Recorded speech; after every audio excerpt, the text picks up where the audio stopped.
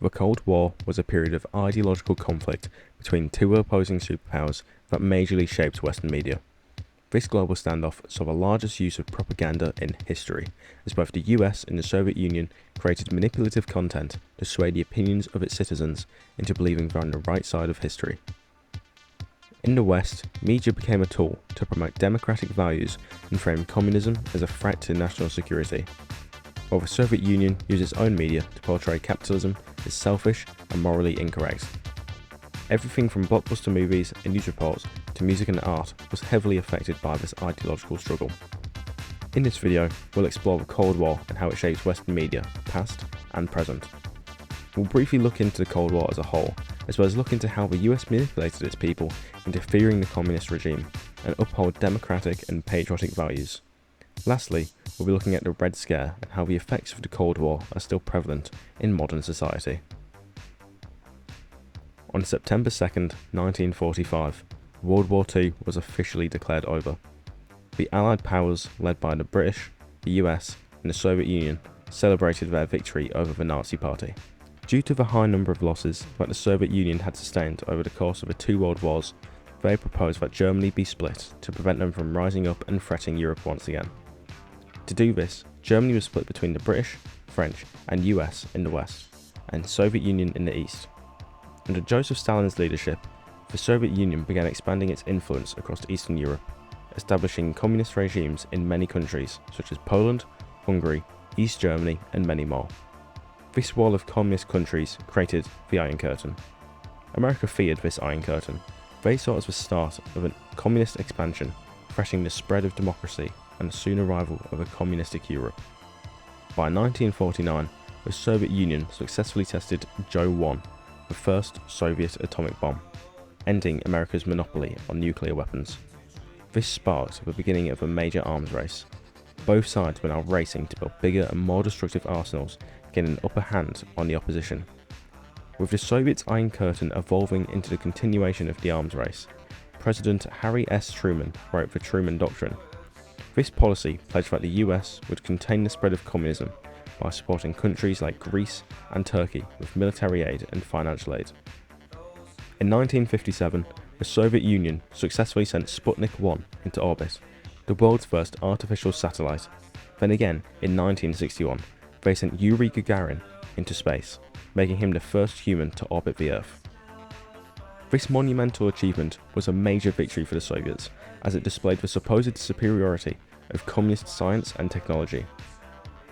With the US being completely shown up by the Soviets, they became determined to catch up.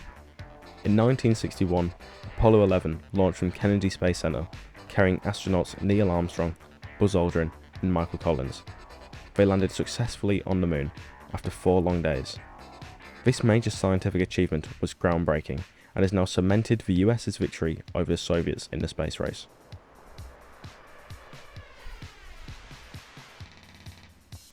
During the Cold War, the US wanted to keep up their image and prove to their people that they are the better nation. To do this, the government had to make sure the media supported their political views and spread their ideas, especially in their fight against communism. First off, the government used propaganda to promote American values and counter Soviet ideas. Agencies like the US Information Agency created films, radio shows, and articles that made democracy and capitalism look great, while making communism look like a threat. These messages were sent out not only to Americans, but also to people around the world, making sure everyone got the message that living in a democracy is the better way to live. The US government works closely with movie studios to produce films that showed America as the hero, fighting for freedom and justice. The spy thriller genre is a good example of this. The genre was basically created by the Cold War. Due to many people fearing the news of the Soviet spies infiltrating their country, movie studios could create films surrounding espionage to alleviate fears, as well as promote this idea of communism is bad. The James Bond series is a great example of this. The character of James Bond shows bravery and heroism, traits which encapsulate what the West are trying to portray themselves as. Whereas all the villains are typically Russians, attempting to take over the world, similar to how the US believe that the communist regime may one day take over the world if they don't do something about it. The spy genre also holds the theme of trust and betrayal. When people are living in a world where spies could be anywhere, By having movies which have similar themes, audiences may subconsciously go away and look for themselves to see if they can spot any spies in their own life. To help kids understand what was happening in the world around them, the US created the Duck and Cover film that featured a turtle named Bert. This was shown throughout schools all over the country. The film was designed to make the threat of a nuclear attack seem less frightening and less of a worry for children. In the film, Bert the turtle demonstrates how to duck and cover to protect yourself in the case of a nuclear explosion. Children were told to drop to the ground and cover their heads to protect themselves from debris and the initial blast. By showing this film to kids, it made the threat of a nuclear attack less dangerous and survivable, creating a sense of security for these kids, when in reality, a nuclear war would be a lot more devastating.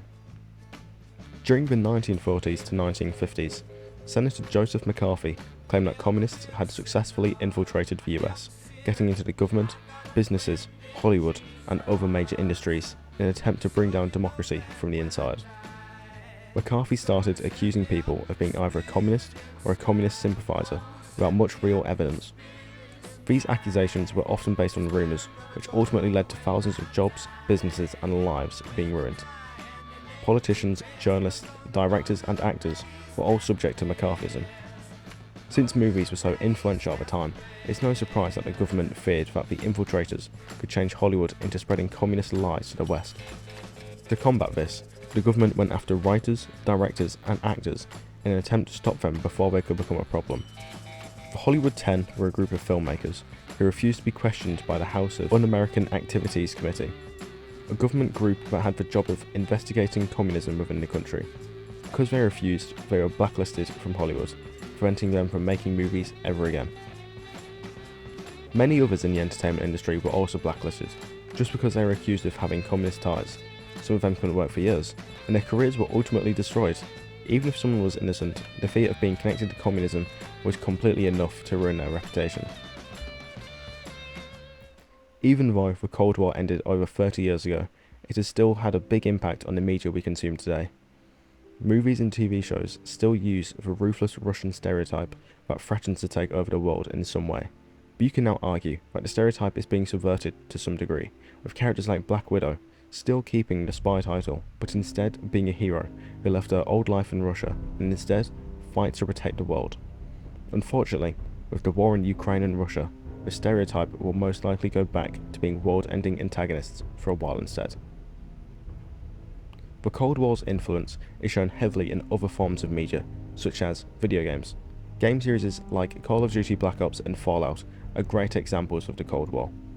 The Black Ops series has a heavy focus on the Cold War, showcasing the several decades of tension between the US and the Soviet Union. The games focus on a group of CIA operatives going across the world to complete their mission. Real-world events such as the Cuban Missile Crisis and the Vietnam War make multiple appearances throughout the series. Throughout the series, we see multiple characters, such as Mason, Bell, and Adler, brainwashed and mind-controlled, which links to Project MKUltra, an experiment run by the CIA to help brainwash and interrogate communist spies. In later installments of the franchise, we see the ideological war between the US and communism heighten. The futuristic world that the characters are still in have the themes of paranoia and distrust that were found in the Cold War era. For example, in Black Ops 4, the main group of specialists you play as are hired by Savannah Mason to take down an unknown threat. Ultimately, we are betrayed by Savannah, as we find out that the threat we were hunting down was a hero all along.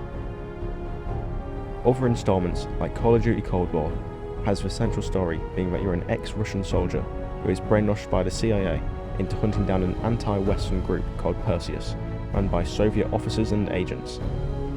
Without the Cold War's influence on the Call of Duty games, who knows what the franchise could be right now.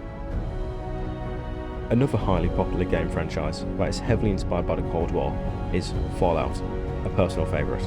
The Fallout series reflects the fear of nuclear annihilation that was present in the Cold War era. The games are initially set in an alternate timeline in the year 2077, where America and China are waging war over resources due to a global decrease after harnessing nuclear energy, shortly after World War II. Ultimately, the war ends in nuclear annihilation after missiles are shot from one of the two sides. This catastrophic event completely annihilates much of civilization, leaving behind a wasteland inhabited by mutant creatures, raiders, and survivors. This nuclear setting shows the reality of what could have become if the Cold War escalated any further, and shows the real fears that people had during the Cold War. The remnants of pre-war society are shown in the form of ruined cities and abandoned homes, which shows the consequences of the arms race between superpowers in this timeline. In conclusion, the Cold War massively influenced Western media. At the time, it created heavily manipulative content that was used to sway the minds of the people to follow the ideologies of the government and instill patriotic and democratic values. The stereotype of Russians, particularly the evil Russian overlords, have been cemented in films, video, games and books, showing just how deeply the Cold War has affected Western media.